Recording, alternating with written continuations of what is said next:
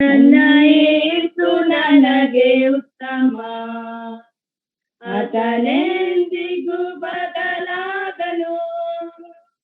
ನನ್ನ ಯೇಸು ನನಗೆ ಉತ್ತಮ, ಆತನೆಂದಿಗೂ ಬದಲಾಗನು.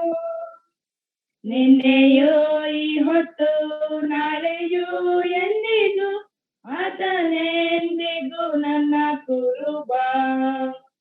ನಿನ್ನೆಯೂ ಈ ಹೊತ್ತು ನಾಳೆಯೂ ಎಂದಿಗೂ ಆತನೆಂದಿಗೂ ನನ್ನ ಕುರುಬ. ಕಲ್ವಾರಿ ಬೆಟ್ಟದ ತುದಿಯೋ ಮುಳ್ಳಿನ ಕಿರೀಟ ಧರಿಸಿ, ಕಲ್ವಾರಿ ಬೆಟ್ಟದ ತುದಿಯೋ ಮುಳ್ಳಿನ ಕಿರೀಟ ಧರಿಸಿ, ನನ್ನ ಪಾಪದ ಭಾರವ ನೀಗಿಸಿದ ಹೊಸ ಜೀವವ ಕೊಟ್ಟವನೇ. ನನ್ನ ಪಾಪದ ಭಾರವ ನೀಗಿಸಿದ ಹೊಸ ಜೀವವ ಕೊಟ್ಟವನೇ. ಆತ ಆದಿಯು ಅಂತ್ಯವು, ದಿವ್ಯ ಪ್ರೀತಿಯ ಮೂಲವು. ಆತ ಆದಿಯು ಅಂತ್ಯವು, ದಿವ್ಯ ಪ್ರೀತಿಯ ಮೂಲವು. 10,000ಗಳಲ್ಲಿ ಅತಿ ಶ್ರೇಷ್ಠನು, ಸ್ತುತಿ ಸ್ತೋತ್ರಕ್ಕೆ ಯೋಗ್ಯನು. 10,000ಗಳಲ್ಲಿ ಅತಿ ಶ್ರೇಷ್ಠನು, ಸ್ತುತಿ ಸ್ತೋತ್ರಕ್ಕೆ ಯೋಗ್ಯನು. ನನ್ನ ಸಂಕಟವು ನೀಗಿತು, ಕಣ್ಣೀರೆಲ್ಲವ ತೊಳೆದಾನು. ನನ್ನ ಸಂಕಟವು ನೀಗಿತು, ಕಣ್ಣೀರೆಲ್ಲವ ತೊಳೆದಾನು. ಭಕ್ತರಾಜನಾಗಿ ತೋರಲ್ಪಡುವಾಗ ನಾನು ಆತನಂತೆ ಆಗುವೆನು. ಭಕ್ತರಾಜನಾಗಿ ತೋರಲ್ಪಡುವಾಗ ನಾನು ಆತನಂತೆ ಆಗುವೆನು. ನನ್ನ ಯೇಸು ನನಗೆ ಆತನೆಂದಿಗೂ ಬದಲಾಗನು. ನನ್ನ ಯೇಸು ನನಗೆ ಉತ್ತಮ, ಆತನೆಂದಿಗೂ ಬದಲಾಗನು.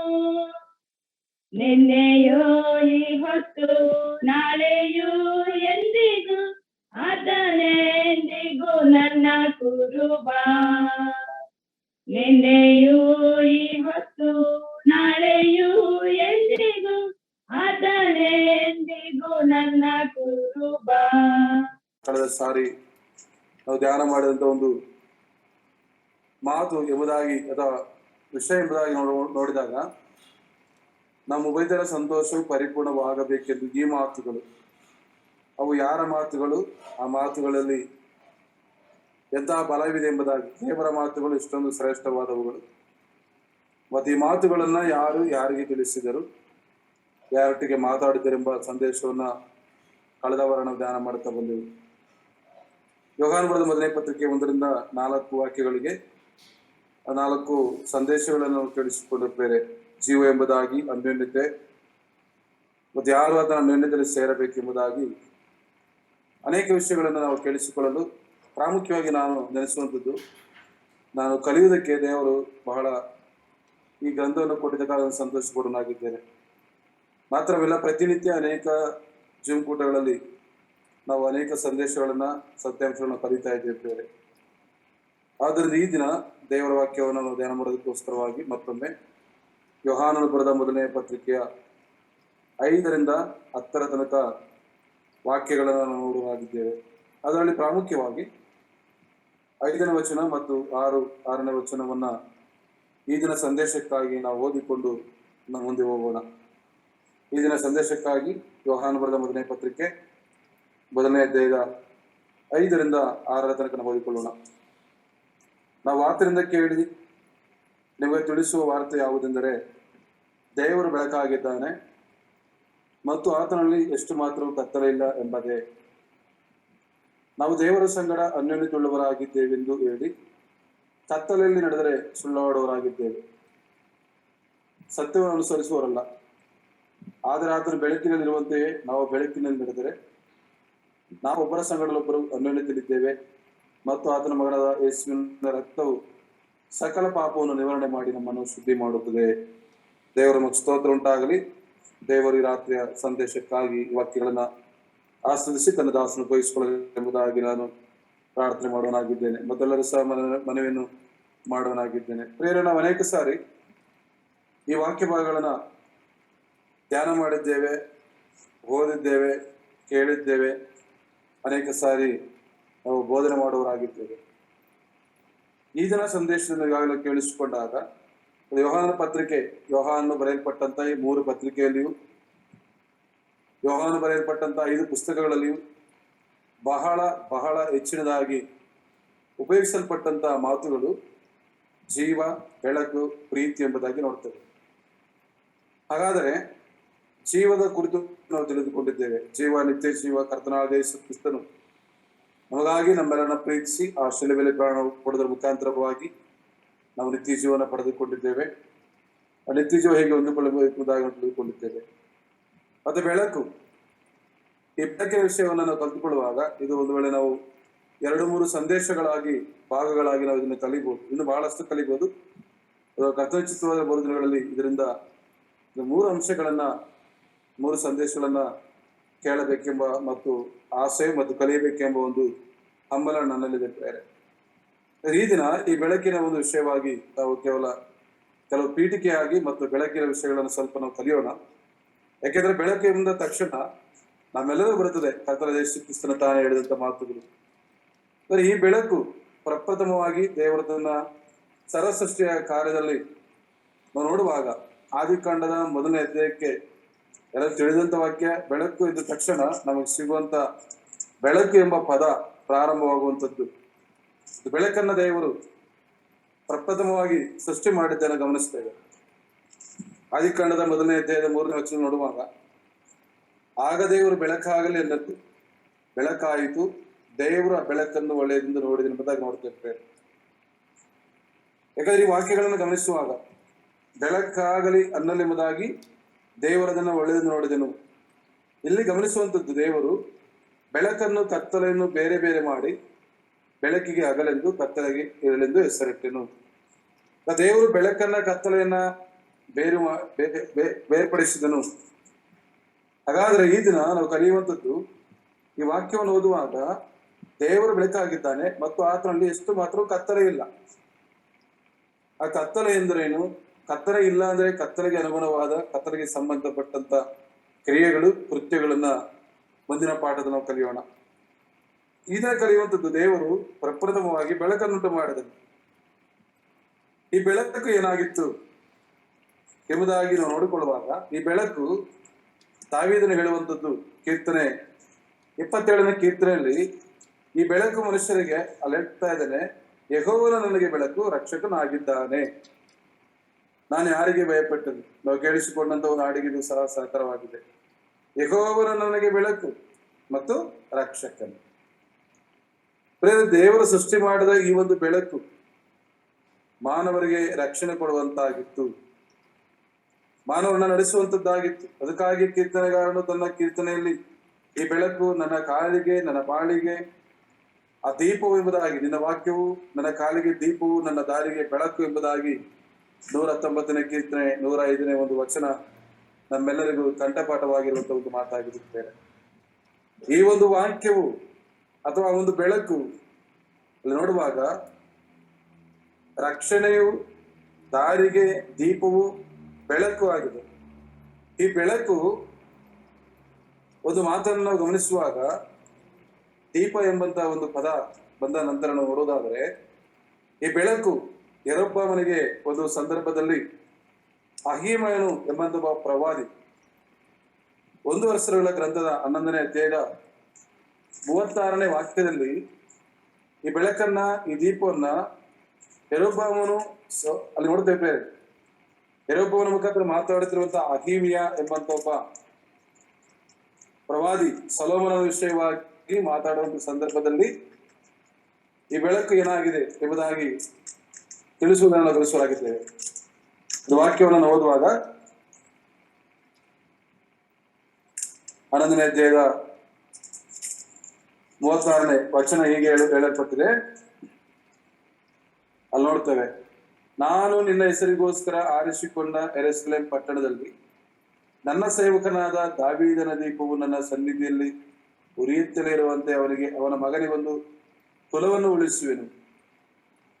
ಆದಿಯಲ್ಲಿ ದೇವರು ತನ್ನ ಸೃಷ್ಟಿಯ ಕಾರ್ಯದಲ್ಲಿ ಪ್ರಪ್ರಥಮವಾಗಿ ಸೃಷ್ಟಿ ಮಾಡುವಂತ ಸಂದರ್ಭದಲ್ಲಿ ಮೊದಲುಂಟು ಮಾಡಿದಂತ ಬೆಳಕು, ಆ ಬೆಳಕು ದಾವೀದನ ಮನೆಯಲ್ಲಿ ಹುಟ್ಟುವಂತ ದೀಪ ಎಂಬುದಾಗಿ ಅಹೀಮೇನೆಂಬಂತ ಪ್ರವಾದಿಯು ಮಾತಾಡುವಂತ ಒಂದು ಸಮಯದಲ್ಲಿ ಯೆರೊಬ್ಬಾಮನ ಒಂದು ಆತನ ಜೊತೆ ಮಾತನಾಡುವಾಗ ಇದು ಬಹಳ ಒಂದು ವಿಷಯವಾಗಿರುತ್ತೆ. ದಾವೀದನ ಮನೆಯಲ್ಲಿ ಎಂಬುದಾಗಿ ನಾವು ಗಮನಿಸ್ತಾ ಇದ್ದೇವೆ. ಈ ಎಲ್ಲಾ ವಿಷಯಗಳನ್ನು ನೋಡುವಾಗ ದಾವೀದನ ಮನೆಯಲ್ಲಿ ಉದಯಿಸುವಂತ ಬೆಳಕು, ಈ ಬೆಳಕನ್ನ ಕುರಿತು ಬಹಳ ಸ್ಪಷ್ಟವಾಗಿ 4 ಸುವಾರ್ತೆ ಪುಸ್ತಕದಲ್ಲಿಯೂ ಮತ್ತಾಯನ ಸುವಾರ್ತೆ, ಮಾರ್ಕನ ಬರೆದ ಸುವಾರ್ತೆ, ಲೂಕನು ಮತ್ತು ಯೋಹಾನ ಬರೆದ ಸುವಾರ್ತೆಯಲ್ಲಿ ಗಮನಿಸುವಾಗ ಯೋಹಾನ ಬರೆದ ಸುವಾರ್ತೆಯಲ್ಲಿ ಬಹಳಷ್ಟು ಹೆಚ್ಚಿನದಾಗಿ ಬೆಳಕಿನ ಬಗ್ಗೆ ಮಾತಾಡಿದಂತ ಅಥವಾ ಬರೆಯಲ್ಪಟ್ಟಂತ ಯೋಹಾನ. ಇದರ ಸಂದೇಶಕನ ಹೊರತಿರುವಾಗ ನಾವು ನೋಡ್ತಾ ಬಂದೆವು, ದೇವರು ಆದಿಯಲ್ಲಿ ಬೆಳಕನ್ನು ಉಂಟು ಮಾಡಿದನು, ಅದು ಒಳ್ಳೆಯದೆಂಬುದಾಗಿ ನೋಡಿ ಬೆಳಕನ್ನು ಕತ್ತಲನ್ನು ಬೇರ್ಪಡಿಸಿದನು, ವಿಭಜನೆ ಮಾಡಿದನು. ಆದರೆ ಬೆಳಕು ಒಳ್ಳೆಯದೆಂಬುದಾಗಿ ಕಾಣಿಸಿಕೊಂಡಿದ್ದೆಂಬುದಾಗಿ ನೋಡ್ತೇವೆ. ಹಾಗಾದ್ರೆ ಕರ್ತನಾದ ಯೇಸು ಕ್ರಿಸ್ತನು ಆ ಬೆಳಕಾಗಿ ಲೋಕದಲ್ಲಿ ಜನಿಸಿದನು. ಆ ಬೆಳಕು ಬಂದು ಆ ಬೆಳಕಿನಲ್ಲಿ ಜೀವ ಇತ್ತು ಎಂಬುದಾಗಿ ಯೋಹಾನನು ತನ್ನ ಸುವಾರ್ತೆ ಪುಸ್ತಕದಲ್ಲಿ, ಯೋಹಾನ ಬರೆದ ಸುವಾರ್ತೆಯ 1ನೇ ಅಧ್ಯಾಯದಲ್ಲಿ ಅಲ್ಲಿ ಸ್ಪಷ್ಟವಾದ ಒಂದು ಮಾತುಗಳನ್ನು ನೋಡ್ತೇವೆ.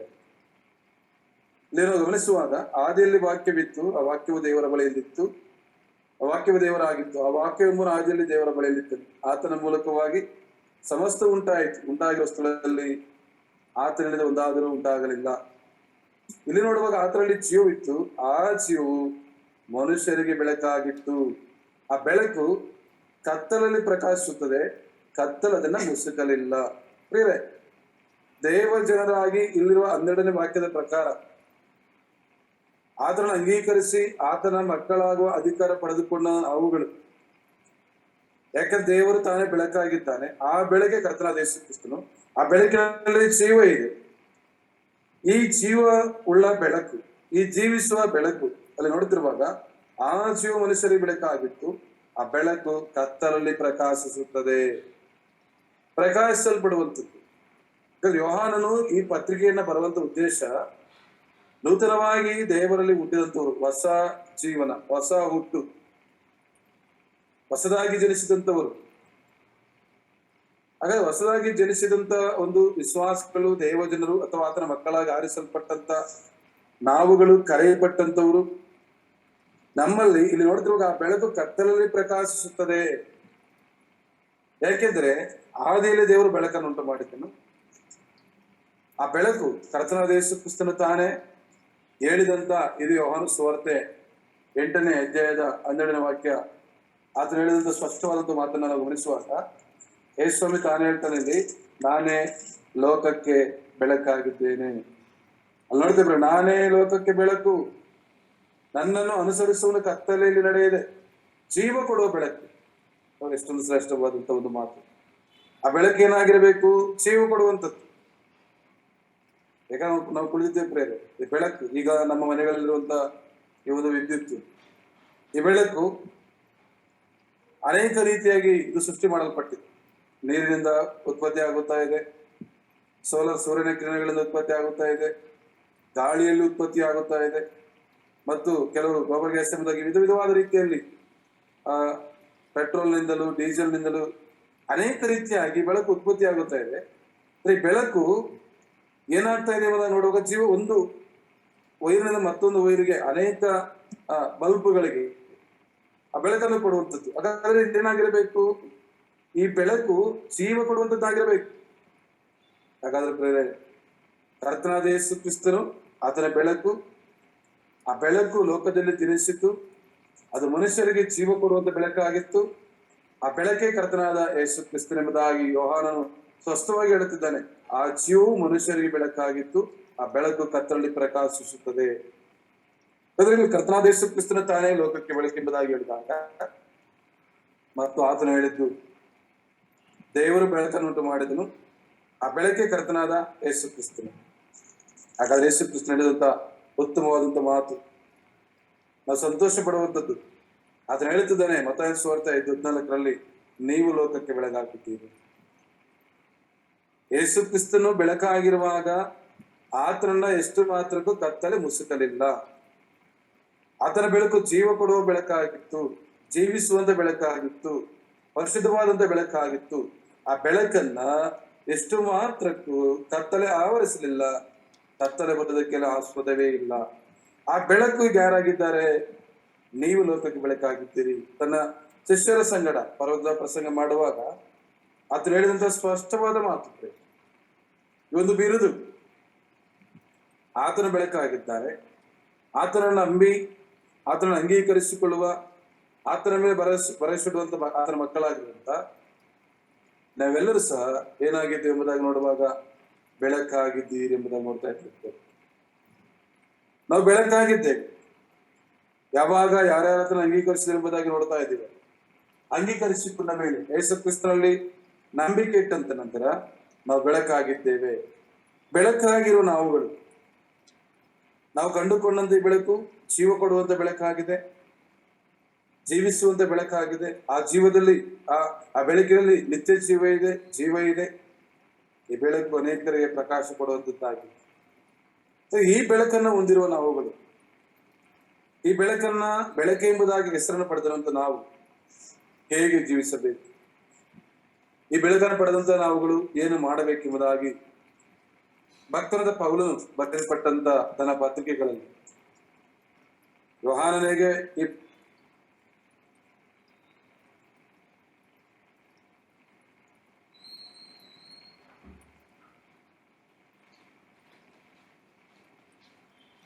ಕುರಿತು ಹೇಳುತ್ತಿದ್ದಾನೆ. ಬೆಳಕು ವಿಷಯವಾಗಿ ಮಾತಾಡುವುದನ್ನು ಗಮನಿಸುತ್ತಿದ್ದೇವೆ. ಈ ಬೆಳಕು ಎಷ್ಟು ಶ್ರೇಷ್ಠವಾಗಿರುವಂಥದ್ದು. ನೀವು ಲೋಕಕ್ಕೆ ಬೆಳಕಾಗಿದ್ದೀರಿ, ಅಲ್ಲಿದೆ ಆ ಬೆಳಕು ಮೇಜಿನ ಮೇಲೆ ಇಡಬೇಕು. ಸ್ವಾಮಿ ಹೇಳುವಾಗ ಮತ್ತಾಯ ಸುವಾರ್ತೆಯಲ್ಲಿ ಯಾರು ಸಹ ಬೆಳಕನ್ನ ಅಥವಾ ದೀಪವನ್ನ ಹಚ್ಚಿ ಮಂಚದ ಕೆಳಗೆ ಅಥವಾ ಮೇಜಿನ ಕೆಳಗಡೆ ಇರುವುದಿಲ್ಲ, ಯಾಕಂದ್ರೆ ಅನೇಕರಿಗೆ ಪ್ರಕಾಶ ಪಡಬೇಕು, ಬೆಳಕಾಗಿರಬೇಕೆಂಬುದಾಗಿ ಎತ್ತರದಲ್ಲಿ ಇಡುತ್ತಾರೆ. ಹಾಗಾದ್ರೆ ನಾವು ಎಷ್ಟರ ಮಟ್ಟಿಗೆ ಬೆಳಕನ್ನು ಕೊಡುತ್ತಾ ಇದ್ದೇವೆ ಕುಟುಂಬ, ಸಭೆ, ಸಮಾಜದಲ್ಲಿ? ಹೇಗೆ ನಮ್ಮ ಬೆಳಕು ಪ್ರಕಾಶಿಸುತ್ತಾ ಇದೆ? ಕತ್ತಲು ನಮ್ಮನ್ನು ಆವರಿಸಿದೆಯೋ? ಯಾಕೆ ಎಷ್ಟು ಮಾತ್ರಕ್ಕೆ ಎಂಬುದಾಗಿ ನೋಡ್ತೇವೆ. ಯೋಹಾನ ಹೇಳುವಂಥದ್ದು, ಯೇಸು ಕ್ರಿಸ್ತನ ಬೆಳಕಾಗಿದ್ದನು, ಆ ಬೆಳಕನ್ನ ಎಷ್ಟು ಮಾತ್ರಕ್ಕೂ ಕತ್ತಲೆ ಆವರಿಸಲಿಲ್ಲ. ಈ ಬೆಳಕಾದಂತ ನಾವುಗಳು, ಪೌಲನು ಸಹ ಹೇಳುವಂಥದ್ದು, ನಾವು ಹೇಗೆ ಬೆಳಕಾಗಿದ್ದೇವೆ? ಈ ಬೆಳಕನ್ನು ನಮಗೆ ಪಡೆದುಕೊಂಡೆವು. ವಿವರಣೆ ಮಾಡುತ್ತಾ ಎಫೆಸರು ಬರೆದ ಪತ್ರಿಕೆ 5ನೇ ಅಧ್ಯಾಯದ 8ನೇ ವಚನ ಹೇಳುವಂಥದ್ದು, ನೀವು ಇಂದಿನ ಕಾಲದಲ್ಲಿ ಕತ್ತಲೆಯಾಗಿತ್ತು. ನಮ್ಮ ಹಳೆಯ ಜೀವಿತವನ್ನು ನೋಡುವಾಗ ಪಾಪ ಅಪರಾಧಗಳು ಸತ್ತವರಾಗಿತ್ತು, ಕೆಲಸಕ್ಕೆ ಬರದವರಾಗಿತ್ತು, ದಾರಿ ತಪ್ಪಿರದವರಾಗಿರುವಾಗ, ಭಯಂಕರವಾದ ದೇಶ ಮನಸ್ಸುಳ್ಳವರು, ಮೋಸಗರಾಗಿರುವಾಗ, ಅದು ಯಾವ ಕಾಲ? ನೀವು ಇಂದಿನ ಕಾಲದಲ್ಲಿ ಕತ್ತಲೆಯಾಗಿದ್ದೀರಿ. ಆ ಕತ್ತಲೆಯ ಒಂದು ಜೀವಿತ, ಕತ್ತಲೆಯ ಕೃತ್ಯಗಳು. ಹಾಗಾದರೆ ಪೌಲನು ಹೇಳುತ್ತಿದ್ದಾನೆ, ಆದರೆ ಈಗ ನೀವು ಕ್ರಿಸ್ತನಲ್ಲಿದ್ದು ಬೆಳಕಾಗಿದ್ದೀರಿ. ಯೇಸು ಕ್ರಿಸ್ತನಲ್ಲಿ ಹೇಳಿದ್ರೆ ನೀವು ಯೋಹಾನ ಸುವಾರ್ತೆಯಲ್ಲಿ ನಾನೇ ಲೋಕಕ್ಕೆ ಬೆಳಕು, ಮತ್ತಾಯ ಸುವಾರ್ತೆಯಲ್ಲಿ ನೋಡುವಾಗ ನೀವು ಈ ಲೋಕಕ್ಕೆ ಬೆಳಕು. ಹಾಗಾದ್ರೆ ಲೋಕಕ್ಕೆ ನಾವು ಹೇಗೆ ಬೆಳಕಾಗಿದ್ದೇವೆ?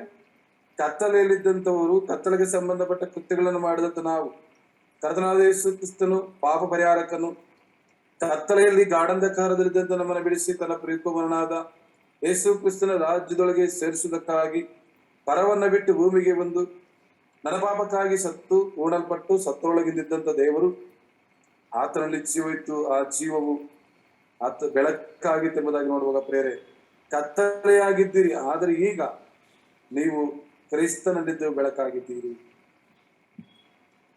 ಪೌಲನು ಇಲ್ಲಿ ಕೊಡುವಂಥದ್ದು ಬೆಳಕಿನಲ್ಲಿ ಇರುವಂತವರು, ಬೆಳಕಾಗಿರುವಂತವರು.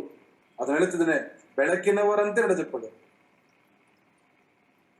ಬೆಳಕಿನವರು ಹಾಗಾದ್ರೆ ಅನೇಕ ಒಂದು ಇಲ್ಲಿ ಸರ್ಕಾರದ ಉದ್ಯೋಗ ಮಾಡುವಂತ ಎಷ್ಟೋ ಜನ ಹಿರಿಯರು ನೌಕರಿಯರು ಈ ಒಂದು ಗುಂಪಿನಲ್ಲಿದ್ದಾರೆ. ಅದು ನೀವು ಕೆಲಸ ಮಾಡುವಾಗ ಯಾವ ಉದ್ಯೋಗ ನೀವು ಕೊಟ್ಟಿದ್ಯೋ ಆ ಉದ್ಯೋಗದ ಒಂದು ಸಮವಸ್ತ್ರ, ಆ ಉದ್ಯೋಗದ ಬಾಧ್ಯತೆ, ಯಾವ ಕೆಲಸ ಮಾಡುವಂತವರು ಅದನ್ನ ಅದೇ ರೀತಿಯಾಗಿರ್ಬೇಕೆಂಬುದಾಗಿ. ಯಾಕಂದ್ರೆ ಬೆಳಕಾಗಿದ್ರಿ, ಬೆಳಕಿನವರಂತೆ ಏನ್ ಮಾಡ್ಬೇಕೆಂಬುದಾಗಿ ನಡೆದುಕೊಳ್ಳಿರಿ. ಬಹಳಷ್ಟು ನೋಡುವಾಗ ಆ ಒಂದು ಶಿಕ್ಷಕರಿರ್ಬಹುದು, ವೈದ್ಯರಿಗೂ ಒಂದು ಸಮವಸ್ತ್ರ ಇರುತ್ತದೆ, ಮತ್ತು ಪೊಲೀಸ್ ಆಫೀಸರ್ಗಳು ಸಹ ಒಂದು ಸಮವಸ್ತ್ರ ಇರುತ್ತದೆ. ಹಾಗಾದ್ರೆ ಅವರ ಸಮವಸ್ತ್ರಗಳಿಂದ ನಾವು ಈ ಉದ್ಯೋಗ ಎಂಬುದಾಗಿ ಅವರಿರುವಂತಹ ಸಮಯದಲ್ಲಿ ಆ ಒಂದು ಉದ್ಯೋಗ ಮಾಡುವಾಗ ಧರಿಸಿಕೊಂಡಾಗ ಈಸಿಯಾಗಿ ನಾವು ಹೇಳಬಹುದು. ಈ ದಿನಗಳಲ್ಲಿ ಅನೇಕ ರೀತಿಯಾಗಿ ನಾವು ನೋಡ್ತಾ ಇರ್ತೇವೆ. ಹಾಗಾದ್ರೆ ಈ ದಿನ ನಾವು ಕಲಿತುಕೊಳ್ಳುವಂಥದ್ದು, ನೀವು ಕ್ರಿಸ್ತನಲ್ಲಿದ್ದು ಬೆಳಕಾಗಿದ್ದೀರಿ, ಬೆಳಕಿನವರಂತೆ ನಡೆದುಕೊಳ್ಳಿರಿ. ಹೇಳುತ್ತಾ ಬೆಳಕಿನ ಫಲ ಇಲ್ಲಿ ಪೌಲನು ಹೇಳುವಂಥದ್ದು ಪ್ರೇರೆ, ಬೆಳಕಿನ ಫಲವು ಉಪಕಾರದಲ್ಲಿಯೂ ಮತ್ತೆ ಹೇಳ್ತೇನೆ ನೀತಿಯಲ್ಲಿಯೂ ಸತ್ಯದಲ್ಲಿ ಕಾಣಿಸಿಕೊಳ್ಳುತ್ತದೆ. 3 ವಿಷಯಗಳು. ಬೆಳಕಿನ ಫಲ ಮೊದಲದಾಗಿ ಉಪಕಾರ ಮಾಡುವಂಥದ್ದು. ಉಪಕಾರದ ಬಗ್ಗೆ ನೋಡುವಾಗ ಅನೇಕ ಕಡೆ ನಾವು ನೋಡ್ತೇವೆ. ಸತ್ಯದಲ್ಲಿ ಉಪಕಾರ ಮಾಡಿದಂಥವರು ಅದಕ್ಕೆ ತಕ್ಕಂತ ಪ್ರತಿಫಲವನ್ನು ಹೇಗೆ ಪಡೆದುಕೊಂಡ್ರು, ಯಾವ ರೀತಿ ಉಪಕಾರ ಮಾಡಿದ್ರು ಎಂಬುದಾಗಿ ಒಂದು ಎಷ್ಟು ಹೇಳಿದಂತ ಒಂದು ಉತ್ತಮವಾದ ಒಂದು ಕತೆ ಅಥವಾ ಲೂಕನ ಸುವಾರ್ತೆಯಲ್ಲಿ ಉತ್ತಮವಾದ ಸಮಾರ್ಯದವನು ಬಿದ್ದು ಹೋಗಿರುವಂತ ಒಂದು ವೇಳೆಯಲ್ಲಿ 3 ಜನ ಹೋಗುವಾಗ 2 ನೋಡಿಕೊಂಡು ಹೋದ್ರು. ಒಬ್ಬನು ತಾನು ಹೋಗುವಂತ ಪ್ರಯಾಣದಿಂದ ಇಳಿದು ಬಂದು ಆ ಗಾಯ ಮಾಡಲ್ಪಟ್ಟಂತ ವ್ಯಕ್ತಿಯನ್ನ ಹೋಗಿ ನೀರು ಕುಡಿಸಿ ಅವರಿಗೆ ಆರೈಕೆ ಮಾಡುವಂತ ಒಂದು ಉಪಕಾರ. ಬೆಳಕು, ಕರ್ತನಾದ ಯೇಸು ಕ್ರಿಸ್ತನಲ್ಲಿ ನಂಬಿಕೆ ಇಟ್ಟ ನಾವುಗಳು ಉಪಕಾರ ಮಾಡುವಂಥದ್ದು. ಎಂತಹ ಸಮಯದಲ್ಲಿ ಉಪಕಾರ ಎಂಬುದಾಗಿ ನೋಡುವಾಗ ಭಯಂಕರವಾದ ಕಷ್ಟದಲ್ಲಿ ಬಿದ್ದಂತವರಿಗೆ ಉಪಕಾರ ಮಾಡುವಂಥದ್ದು, ಉಪಚಾರ ಮಾಡುವಂಥದ್ದು. ನಾವು ಮಾತ್ರ ಹೇಳ್ತೇವೆ, ನೀನು ಮಾಡುವ ಉಪಕಾರಗಳಲ್ಲಿ ಏನು ಉಪಕಾರ ಮಾಡಿದ್ದೇನೆ ಎಂಬುದಾಗಿ ನೋಡು. ನನ್ನ ಮನ ಯೆಹೋವನನ್ನು ಕೊಂಡಾಡು, ನನ್ನ ಸರ್ವಿಂದಿಗಳೇ ಆತನ ಪರಿಣಾಮವನ್ನು ಕಿತ್ಸು. ಆತನ ಮಾಡಿದ ಉಪಕಾರಗಳಲ್ಲಿ ಒಂದನ್ನು ಮರೆಯಬೇಡ. ಅಲ್ಲ, 5 ವಿಷಯಗಳು ಏನು ಮಾಡಿದ್ದೇನೆ ಎಂಬುದಾಗಿ ನೋಡುವಾಗ 103ನೇ ಕೀರ್ತನೆಯಲ್ಲಿ ಆತನು ನಮಗೆ ಪಾಪದಿಂದ ಬಿಡುಗಡೆ ಮಾಡಿದ್ದಾನೆ, ಶ್ರೇಷ್ಠವಾದ ಜ್ಞಾನವನ್ನು ಕೊಟ್ಟಿದ್ದಾನೆ. ಆ ಉಪಕಾರವನ್ನ ಒಂದೊಂದನ್ನು ಜ್ಞಾಪಕ ಮಾಡಿಕೊಳ್ಳುವಾಗತ್ತೆ. 103ನೇ ಕೀರ್ತನೆಯ ಒಂದು ಉಪಕಾರಗಳು ಅನೇಕ ಸಾರಿ ನಾವು ಕಂಠಪಾಠವಾಗಿ ಹೇಳ್ತಾರೆ. ಕೆಲವು ಸಭೆಗಳಲ್ಲಿ ಆರಾಧನೆ ಮುಗಿದಾಗ, ಯಾವುದೇ ಪ್ರಾರ್ಥನೆ ಕೂಟಗಳು ಮುಗಿದಾಗ ಕೊನೆಯದಾಗಿ ಈ ಒಂದು ಮಾತನ್ನ ಅಂತ್ಯಾಶೀರ್ವಾದವಾಗಿಯೂ ಮತ್ತು ಕೂಟ ಮುಗಿಸುವಾಗ ಈ ಮಾತನ್ನ ಹೇಳ್ತಾರೆ, ಒಂದು ವಾಕ್ಯವನ್ನ. ಹಾಗಾದ್ರೆ ಕೀರ್ತನೆಗಾರನು ಹೇಳುವಾಗ ಆ ಮನಸ್ಸು ಕೇಳುತ್ತೆ, ಏನು ಉಪಕಾರ ಮಾಡಿದ್ದೇನೆ ದೇವರು ಎಂಬುದಾಗಿ ಹೇಳುವಾಗ ಆತನು ನಿನ್ನ ಎಲ್ಲಾ ಅಪರಾಧಗಳನ್ನ ಕ್ಷಮಿಸುವನು. ಹಾಗಾದ್ರೆ ಉಪಕಾರ ಮಾಡುವ ಮನಸ್ಸು ಬೆಳಕಿನಲ್ಲಿ ಇರುವಂತವರು ಮೊದಲನೇದಾಗಿ ಉಪಕಾರದ ಗುಣ ಕ್ಷಮಿಸುವಂಥದ್ದು. ಏನು ಉಪಕಾರ? ಕ್ಷಮಿಸುವುದು. ಯಾವುದನ್ನ? ಆತನ ಎಲ್ಲಾ ಅಪರಾಧಗಳನ್ನ. ಎರಡನೇದಾಗಿ ಸಮಸ್ತ ರೋಗಗಳನ್ನು ವಾಸಿ ಮಾಡುವನು. ಇಲ್ಲಿ ರೋಗ ಎಂಬುದಾಗಿ ನೋಡುವಾಗ ಬಲಹೀನತೆ, ಖಿನ್ನತೆ, ಕೊರತೆ. ಹಾಗಾದ್ರೆ ಈ ಒಂದು ಬಲಹೀನವಾದ ರೋಗದ ಸಮಯದಲ್ಲಿ ಇದ್ದಂತವರಿಗೆ ಕರ್ತನಾದ ಯೇಸು ಕ್ರಿಸ್ತನು ಬೆಳಕಾಗಿದ್ದಾನೆ. ಆತನು ಇದ್ದುಕೊಂಡು ನಾವು ಬೆಳಕಾಗಿದ್ದೇವೆ. ಬೆಳಕಿನವರಂತೆ ನಡೆದುಕೊಳ್ಳಬೇಕು. ಬೆಳಕಿನ ಮೊದಲನೆಯ ಫಲ ಉಪಕಾರ. ಏನು ಉಪಕಾರ ಎಂಬುದಾಗಿ ದಾವೀದನಲ್ಲಿ ಹೇಳುವಾಗ ಅವನ ಮನಸ್ಸು ಅವನಿಗೆ ಪ್ರಶ್ನೆ ಮಾಡುವಂಥದ್ದು, ದಾವೀದ, ಯಾಕೆ ನಾನು ನೆನೆಸ್ಬೇಕು? ಆತನು ಮಾಡಿದ ಉಪಕಾರಗಳಲ್ಲಿ ಒಂದನ್ನೂ ಮರೆಯಬೇಡ ಎಂಬುದಾಗಿ ಆತನು ಹೇಳುವಾಗ ಆ ಮನಸ್ಸು ಕೇಳುತ್ತೆ, ಏನಪ್ಪ ಉಪಕಾರ ಮಾಡಿದನ ದೇವರು? ಆಗ ದಾವೀದನು ಹೇಳ್ತಾನೆ, ಆತನು ನನ್ನ ಎಲ್ಲ ಅಪರಾಧಗಳನ್ನು ಕ್ಷಮಿಸಿದ್ದಾನೆ. ನನ್ನ ಎಲ್ಲಾ ಅಪರಾಧಗಳನ್ನ, ನನ್ನಲ್ಲಿದ್ದ ಭಯಂಕರವಾದ ಅಗತ್ಯ ಬೆಳಕಿನಲ್ಲಿ ಇರುವ ದೈವ ಜನರಾಗಿರುವ ನಾವುಗಳು ಅನ್ಯೋನ್ಯತೆಯ ಬಗ್ಗೆ ತಿಳಿದುಕೊಳ್ಳುತ್ತಿದ್ದೇವೆ. ನಿತ್ಯ ಜೀವದ ಬಗ್ಗೆ ನಾವು ಕಲಿಯುತ್ತಾ ಇದ್ದೇವೆ. ಮತ್ತೊಬ್ಬರು ನಮ್ಮ ಅನ್ಯೋನ್ಯತೆಯಲ್ಲಿ, ನಮ್ಮ ಕರ್ತನಾದ ಯೇಸು ಕ್ರಿಸ್ತನ ಅನ್ಯೋನ್ಯತೆಯಲ್ಲಿ ಸೇರಬೇಕಾದರೆ ನಮ್ಮಲ್ಲಿ ಇರಬೇಕಾದ ಗುಣ, ಒಂದು ವೇಳೆ ನಮಗೆ ವಿರುದ್ಧವಾಗಿ ತಪ್ಪು ಮಾಡಿದಂತವರ ಅಪರಾಧಗಳನ್ನ ಕ್ಷಮಿಸುವುದು ಉಪಕಾರದ ಮನಸ್ಸು. ಗಮನಿಸುವಾಗ ಎಫೆಸರ್ 5:11 ಕತ್ತಲೆಗೆ ಸಂಬಂಧವಾದ ಕೃತ್ಯಗಳಿಂದ ಯಾವ ಪ್ರಯೋಜನ ಬರಲಾರದು, ಅವುಗಳಲ್ಲಿ ಪಾಲ್ಗೊಳ್ಳರಾಗಿರದೆ ಅವುಗಳನ್ನು ಬಯಲಿಗೆ ತಂದು ಖಂಡಿಸಿರಿ ಎಂಬುದಾಗಿ ನೋಡ್ತಾ ಇದ್ದೇವೆ. 13 ವಾಕ್ಯ, ಬೆಳಕಿನಿಂದ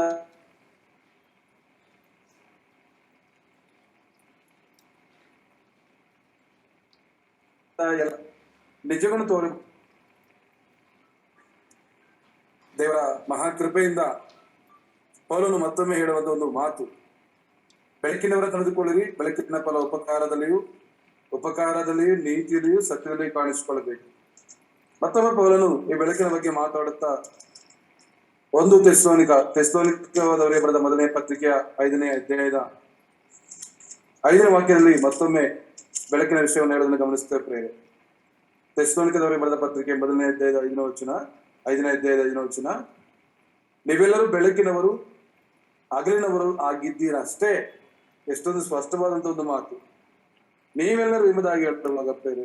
ಒಂದು ವೇಳೆ ಓದುತ್ತಿರುವ ನಾವುಗಳಾಗಿರಬಹುದು. ಬೆಳಕಿನವರು ಹಗಲಿನವರು ಆಗಿದ್ದರಷ್ಟೇ, ನಾವು ರಾತ್ರಿಯವರಲ್ಲ, ಕತ್ತಲೆಯವರು ಅಲ್ಲ. ಇಲ್ಲಿ ಸ್ಪಷ್ಟವಾದ ಒಂದು ಮಾತು ನೋಡುವಾಗ ನಾವು ರಾತ್ರಿಯವರು ಅಲ್ಲ ಎಂಬುದಾಗಿ ಹೇಳ್ತಾ ಇದ್ದೇವೆ. ಇಲ್ಲಿ ಅನೇಕ ವಿಷಯಗಳುಂಟು. ಬೆಳಕಿನವರಾದ ಕಾರಣ ಏನ್ ಮಾಡಬೇಕು? ನಾವು ಇತರರಂತೆ ನಿದ್ದೆ ಮಾಡದೆ ಎಚ್ಚರವಾಗಿರೋಣ. ಎರಡನೇದಾಗಿ ಸ್ವಸ್ಥಚಿತ್ತರಾಗಿರೋಣ. ನಿದ್ದೆ ಮಾಡುವವರು ರಾತ್ರಿಯಲ್ಲಿ ನಿದ್ದೆ ಮಾಡುತ್ತಾರೆ, ಅಮಲಿರುವವರು ರಾತ್ರಿಯಲ್ಲಿ ಅಮಲಿರುತ್ತರಷ್ಟೇ. ನಾವಾದರೂ ಹಗಲಿನವರಾಗಿರಲಾಗಿ ವಿಶ್ವಾಸ ಪ್ರೀತಿಗಳೆಂಬ ವಜ್ರ ಕವಚವನ್ನು, ರಕ್ಷಣೆಯ ನಿರೀಕ್ಷಣೆ ಎಂಬ ಶಿರಾಸ್ತ್ರವನ್ನು ಧರಿಸಿಕೊಂಡು ಸ್ವಸ್ಥಚಿತ್ತರಾಗಿರೋಣ. ಬೆಳಕಿನವರಿಗಿರಬೇಕಾಗಿರುವ ಎಫೆಸರು ಹೇಳ್ತಾರೆ, ಬೆಳಕಿನ ಫಲ ಉಪಕಾರದಲ್ಲಿಯೂ ನೀತಿಯಲ್ಲಿಯೂ ಸತ್ಯದಲ್ಲಿಯೂ ಕಾಣಿಸಿಕೊಳ್ಳಬೇಕು. ನಾವು ಕತ್ತಲೆಯವರಲ್ಲ, ಹಗಲಿನವರಾದ್ದರಿಂದ ನಿದ್ರೆಯಲ್ಲಿಯೂ ಇಹಲೋಕನುಸಾರವಾದ ಕೆಲಸಗಳಲ್ಲಿ ಇರದೆ ನಾವೇನನ್ನು ಧರಿಸಿಕೊಳ್ಳಬೇಕು? ಇಲ್ಲಿ ನೋಡುವಾಗ ಹಗಲಿನವರಾಗಿ ವಿಶ್ವಾಸ ಪ್ರೀತಿಗಳೆಂಬ ಈ ಒಂದು ವಿಷಯವನ್ನೇ ಯೋಹಾನನು ಸಹ ವಿವರಣೆ ಮಾಡುವುದನ್ನು ನೋಡ್ತಾ ಇದ್ದೇವೆ. ವಿಶ್ವಾಸ ಪ್ರೀತಿಗಳೆಂಬ ವಜ್ರ ಕವಚವನ್ನು, ರಕ್ಷಣೆಯ ನಿರೀಕ್ಷಣೆ ಎಂಬ ಶಿರಾಸ್ತ್ರವನ್ನು ಧರಿಸಿಕೊಂಡು ಸ್ವಸ್ಥಚಿತ್ತರಾಗಿರೋಣ. ಕೆಳಗಡೆ ಯಾಕೆಂದರೆ ಎಂಬುದಾಗಿ ನೋಡ್ತಾ ಇದ್ದೇವೆ. ಹಾಗಾದ್ರೆ ಈ ಬೆಳಕಿನ ಬಗ್ಗೆ ಯೋಹಾನನು ಬಹಳ ಸ್ಪಷ್ಟವಾದ ಸಂದೇಶವನ್ನು ಕೊಡುತ್ತಿದ್ದಾನೆ. ನಾವು ನಮ್ಮ ಕರ್ತನಾದ ಯೇಸು ಕ್ರಿಸ್ತ ಬೆಳಕಾಗಿದ್ದಾನೆ. ದಾವೀದನು ಹೇಳುತ್ತಿದ್ದಾನೆ, ಯೆಹೋವನು ನನಗೆ ಬೆಳಕು, ರಕ್ಷಕನಾಗಿದ್ದಾನೆ, ನಾನು ಯಾಕೆ ಭಯಪಡಲು? ಬೆಳಕಿನವರು ಜೀವನ ಕೊಡುವ ಬೆಳಕನ್ನ ಹೊಂದಿರುವ ನಾವುಗಳು, ಜೀವಿಸುವ ಬೆಳಕನ್ನ ಪಡೆದ ನಾವುಗಳು ಜೀವ ಕೊಡುವರಾಗಿರಬೇಕು. ನಮ್ಮ ಬೆಳಕು ಮತ್ತೊಬ್ಬರಿಗೆ ಪ್ರಕಾಶವನ್ನು ಕೊಡುವಂಥದ್ದು, ಉತ್ತೇಜನ ಪಡಿಸುವಂಥದ್ದಾಗಿರಬೇಕು. ಈ ಬೆಳಕು ಪಡೆದಂತ ನಾವುಗಳು ಈ ಬೆಳಕಿನ ಫಲ ನಮ್ಮಲ್ಲಿ ಉಪಕಾರ ಮಾಡುವಂತ ಮನಸ್ಸು ಮತ್ತು ನೀತಿಯುಳ್ಳವರಾಗಿ ಸತ್ಯವಾದ ರೀತಿಯಲ್ಲಿ. ಯಾಕೆಂದ್ರೆ ಆತನ ಕರ್ತನಾದ ಯೇಸು ಕ್ರಿಸ್ತನ ಪರಿಶುದ್ಧನಾಗಿರುವುದನ್ನು ನಾವು ಪರಿಶುದ್ಧರಾಗಿರಬೇಕೆಲ್ಲ ನಡವಳಿಕೆಯಲ್ಲಿ. ನಮ್ಮ ಕರ್ತನಾದ ಯೇಸು ಕ್ರಿಸ್ತನ ಬೆಳಕಾಗಿರೋದ್ರಿಂದ ನಾವು ಬೆಳಕಿನವರಂತೆ. ಯೇಸು ಕ್ರಿಸ್ತರನ್ನ ಎಷ್ಟು ಮಾತ್ರಕ್ಕೂ ಕತ್ತಲೆ ಮುಸುಕಲಿಲ್ಲ. ಆ ಕತ್ತಲೆಗೆ ಅನುಗುಣವಾದ ಕೃತ್ಯಗಳು, ಕತ್ತಲೆಗೆ ಸಂಬಂಧಪಟ್ಟ ಕಾರ್ಯಗಳು, ಕತ್ತಲೆ, ಖಿನ್ನತೆ, ಕೋಪ, ಕತ್ತಲೆಗೆ ಸಂಬಂಧಪಟ್ಟಂತ ಕೃತ್ಯಗಳನ್ನ ನಾವು ಕತ್ತಲೆ ಎಂಬುದಾಗಿ ನೋಡುವುದಾದ್ರೆ, ಒಂದು ವೇಳೆ ಕರ್ತನ ಚಿತ್ತವಾದರೆ ಬರುವುದು ಹೇಳಲ್ಲಿ ಆ ಕತ್ತಲೆಯ ಒಂದು ವಿಷಯಗಳನ್ನ ನಾವು ಕಲಿಯೋಣ. ಕತ್ತಲೆಯಲ್ಲಿ ಏನೇನಿದೆ, ಕತ್ತಲು ಯಾವುದನ್ನ ಆವರಿಸಿದೆ. ಹಾಗಾದ್ರೆ ಯೇಸು ಕ್ರಿಸ್ತರನ್ನ ಎಷ್ಟು ಮಾತ್ರ, ಯಾಕಂದ್ರೆ ಹೇಳುವಾಗ ನೋಡ್ತಿದ್ದೇವೆ, ಯೋಹಾನನು ಬರೆದ ಪತ್ರಿಕೆಯಲ್ಲಿ ನಾವು ಗಮನಿಸುವುದಾದ್ರೆ ಸ್ಪಷ್ಟವಾಗಿ ಹೇಳುತ್ತಿರುವಂತ ಒಂದು ಮಾತು ಆತ ಹೇಳುವಂಥದ್ದು ಅಲ್ಲಿ ನೋಡ್ತೇವೆ. 5ನೇ ವಚನದಲ್ಲಿ, ನಾವು ಆದ್ರಿಂದ ಕೇಳಿ ನಿಮಗೆ ತಿಳಿಸುವ ಸುವಾರ್ತೆ ಯಾವುದೆಂದರೆ ದೇವರು ಬೆಳಕಾಗಿದ್ದಾನೆ ಮತ್ತು ಆತನಲ್ಲಿ ಎಷ್ಟು ಮಾತ್ರ ಕತ್ತಲೆ ಇಲ್ಲ ಎಂಬುದೇ. ಹಾಗಾದ್ರೆ ಕತ್ತಲೆ ಇಲ್ಲದ ದೇವರು ಪರಿಶುದ್ಧನಾದ ಯೇಸು ಕ್ರಿಸ್ತನು ಬೆಳಕಾಗಿ ಆತನು ತಾನೇ ಹೇಳಿದ್ದಾನೆ, ನಾನೇ ಈ ಲೋಕಕ್ಕೆ ಬೆಳಕು. ಆಮೇಲೆ ಹೇಳ್ತಾನೆ, ನೀವು ಈ ಲೋಕಕ್ಕೆ ಬೆಳಕಾಗಿದ್ದೀರಿ. ನಿಮ್ಮ ಬೆಳಕು ಜನರ ಮುಂದೆ ಪ್ರಕಾಶಿಸಲಿ. ಹೇಗೆ ಪ್ರಕಾಶಿಸಬೇಕು? ಅನೇಕ ದೈವ ಸೇವಕರು ಹೇಳುವಾಗ ನಾವು ನೋಡ್ತೇವೆ.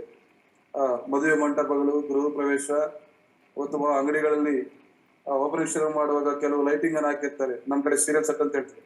ಕೆಲವು ಹೋಗಿ ಬರ್ತಾ ಮಿನುಗುತ್ತಾ ಇರ್ತಾರೆ. ಪ್ರಕಾಶಿಸುವಂಥದ್ದು. ಆದ್ರೆ ಒಬ್ಬ ಆಪರೇಟರ್ ಆಫ್ ಮಾಡೋದ್ರ ಹೋಗುತ್ತೆ, ಮತ್ತೆ ಬರುತ್ತೆ. ಆದ್ರೆ ಕರ್ತನಾದ ಯೇಸು ಕ್ರಿಸ್ತನ ಹೆಸರಿನಲ್ಲಿ ನಂಬಿ ರಕ್ಷಿಸಲ್ಪಟ್ಟು ನಾವು ಬೆಳಕಾಗಿರುವಾಗ ನಮ್ಮ ಬೆಳಕು ಜನರ ಮುಂದೆ ಪ್ರಕಾಶಿಸಬೇಕು. ಹೇಗೆ ಪ್ರಕಾಶಿಸಬೇಕು?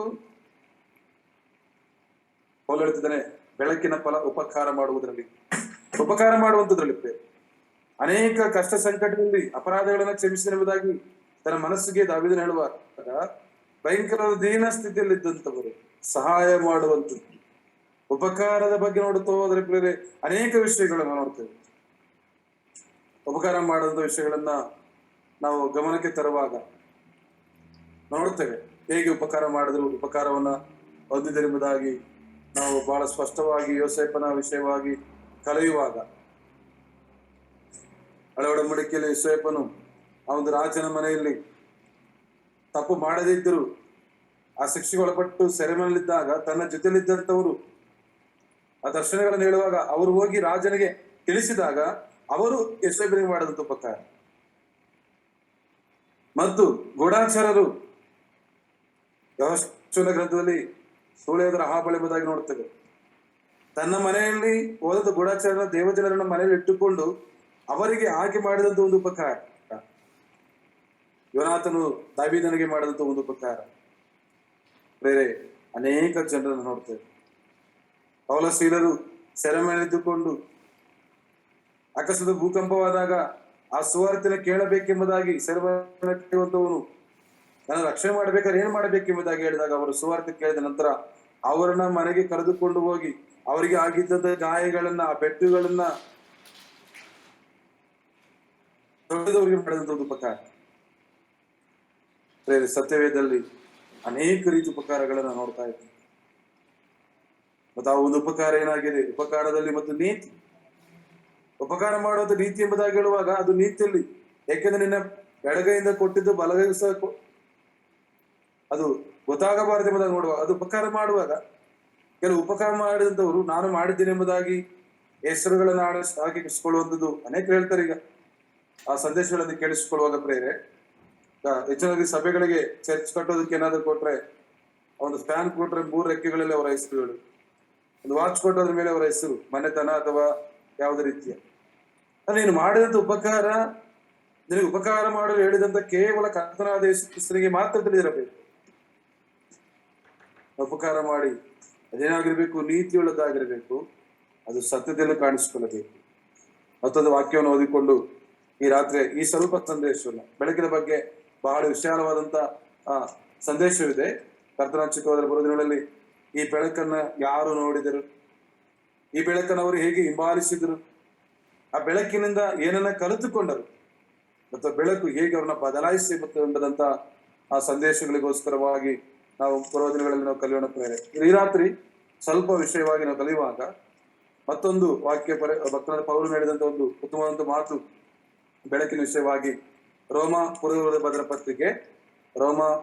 ಬರೆದ ಪತ್ರಿಕೆ 13ನೇ ಅಧ್ಯಾಯದ 12ನೇ ವಾಕ್ಯ ನಾವು ಗಮನಿಸುವಾಗ ಪೌಲ ಹೇಳ್ತಿದ್ದಾನೆ, ಈಗ ನಮ್ಮ ವಿಮೋಚನೆಯ ಹತ್ತಿರವಾಯಿತು, ഇരുಳು ಬಹಳ ಮಟ್ಟಿಗೆ ಕಳೆಯಿತು, ಹಗಲು ಸಮೀಪವಾಯಿತು, ಕತ್ತಲೆಗೆ ಅನುಗುಣವಾದ ಕೃತ್ಯಗಳನ್ನ ಬಿಟ್ಟು ಬೆಳಕಿಗೆ ಅನುಗುಣವಾದ ಆಯುಧಗಳನ್ನು ಧರಿಸಿಕೊಳ್ಳೋಣ.